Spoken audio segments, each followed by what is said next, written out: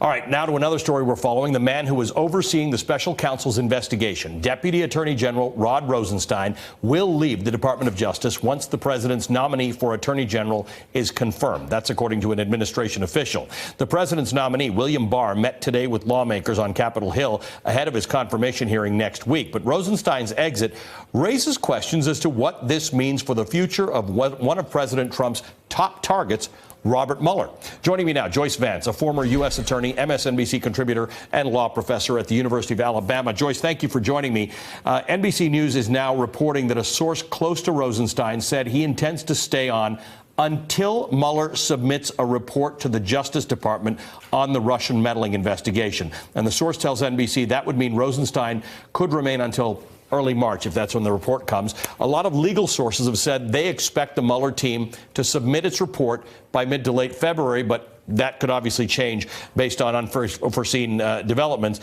Joyce, the question most people are going to have is, how does this word of Rosenstein leaving affect the Mueller investigation?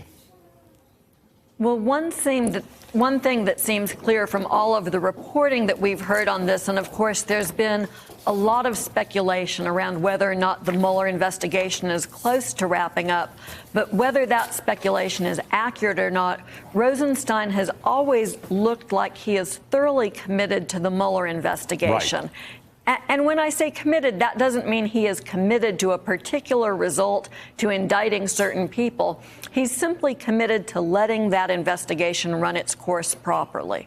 All right. So one of the things we've all thought about is, as the acting attorney general, while he was the acting attorney general, or where the attorney general had recused himself, Jeff Sessions, we knew that Rod Rosenstein was going to be the guy to receive the report. That sort of, given your comments about how he was committed to having that report at least be understood, meant that it wouldn't get shelved. Does this change anything about that? I think the answer to that is maybe. For one thing, it depends on who the person sitting in the Attorney General's seat at the point in time where that report's delivered is.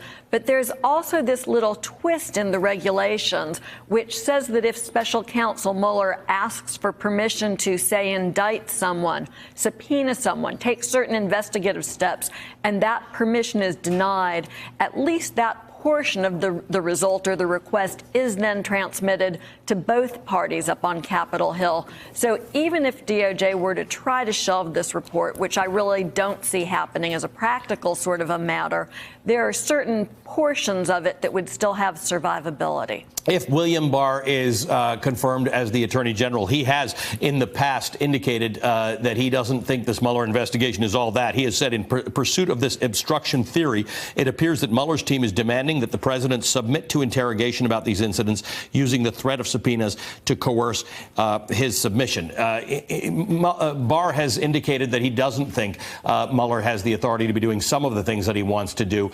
What changes once Barr becomes Attorney General? Well, hopefully, Barr will look at the investigation with fresh eyes. It's concerning, and Barr has great stature in the legal community. He's a former attorney general.